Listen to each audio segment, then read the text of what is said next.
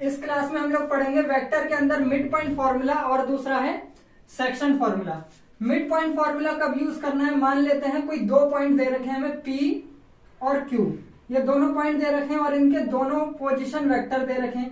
P का position vector है A vector, Q का पोजीशन वेक्टर है B वेक्टर। अगर हमें एक ऐसा पॉइंट निकालना हो जो कि इन दोनों के मिड पॉइंट पर हो, मान लेते हैं यह R एक पॉइंट है, इसकी वैल्यू निकालना है हमें, तो कैसे मिलेगा, इसमें मिड पॉइंट फॉर्मूला लगाएंगे R vector is equal to A vector plus B vector divide by 2, दोनों वेक्टर को जोड़ देंगे और 2 से डिवाइड कर देंगे तो ये R वेक्टर मिल जाएगा हमें। तो ये मिड पॉइंट फॉर्मूला ये हो गया।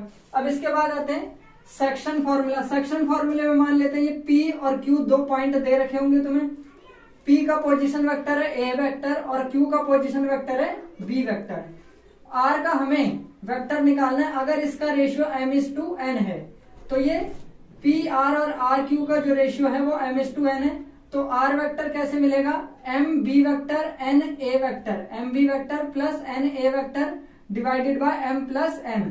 ऊपर में क्या करना है, क्रॉस मल्टीप्लाई करना है एक तरीके से, M को B के साथ और N को A के साथ, और डिवाइड में क्या करना है, इन दोनों को प्लस कर देना। अगर क्वेश्चन में लिख रखा हो कि इंटरनली डिवाइड कर रहा है तो ऐसे लिखना, और अगर क्वेश्चन में लिख रखा हो एक्सटर्नली डिवाइड कर रहा है तो ये प्लस की जगह, ये यहाँ पर जो प्लस है इसकी जगह क्या आ जाएगा, माइनस आ जाएगा। और एक्सटर्नली का मतलब क्या हुआ, ये पी क्यू को आर जो है एक्सटर्नली डिवाइड कर रहा है, जैसे यहां से यहां तक का रेशियो है m और यहां से यहां तक का रेशियो n है, तो ये क्या हो जाएगा, प्लस की जगह माइनस आ जाएगा। लेकिन ये फिगर तुम्हें बना हुआ नहीं दे रखा होगा, डायरेक्ट लिखा होगा कि P और Q को R जो है इंटरनली डिवाइड कर रहा है, तो R वेक्टर क्या होगा, एक्सटर्नली डिवाइड कर रहा है। तो ये बस तुम्हें फॉर्मूला याद करना है कि इंटरनली में फॉर्मूला ये लगेगा, एक्सटर्नली में फॉर्मूला ये लगेगा। अब इसके कुछ क्वेश्चंस देख लेते हैं। ये क्वेश्चन नंबर 20 है। इससे पहले इस चैप्टर के 19 क्वेश्चन करवा चुका हूं मैं, अगर वो क्वेश्चन देखना हो तो प्लेलिस्ट में जाकर देख लेना। क्वेश्चन नंबर 20 है, इसमें find the position vector of mid point of the vector joining the points P 2i minus 3j plus 4k and Q 4i plus j minus 2k।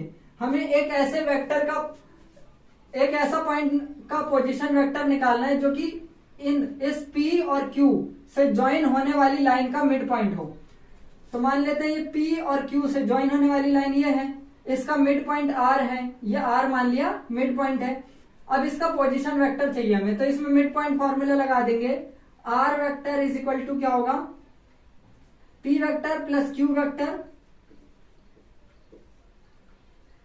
Divided by 2, दोनों को add कर देंगे, 2 और 4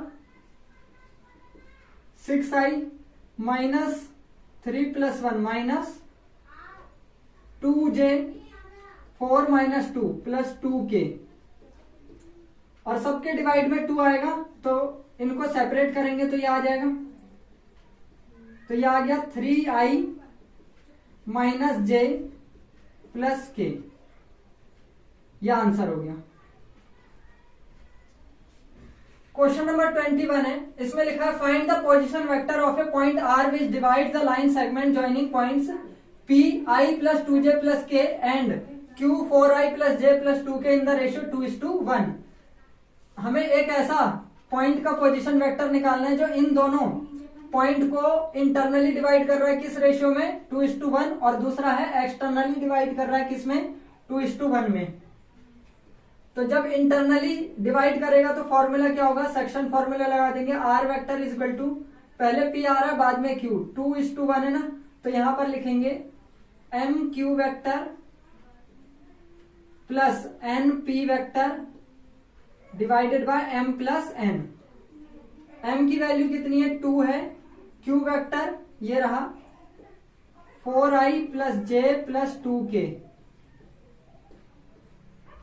plus 1i plus 2j plus k divided by m plus n, मतलब 2 plus 1। अब इसको solve करेंगे, 4 दूनी 8 और 1 9, 9i 2j और 2j, ये हो गया 4j, 2 दूनी 4k और k 5k, और डिवाइड में 3 है, सबके डिवाइड में 3 लिख दो, 3 3 3, 3 के टेबल से कट जाएगा, ये आ जाएगा 3i plus 4/3j plus 5/3k।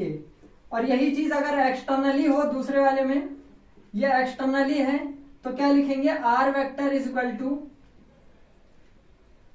m q vector minus n p vector divided by m minus n।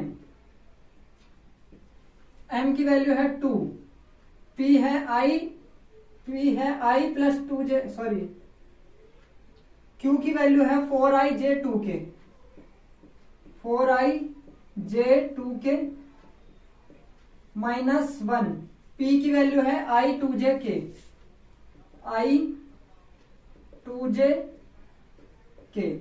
Divided by 2 minus 1।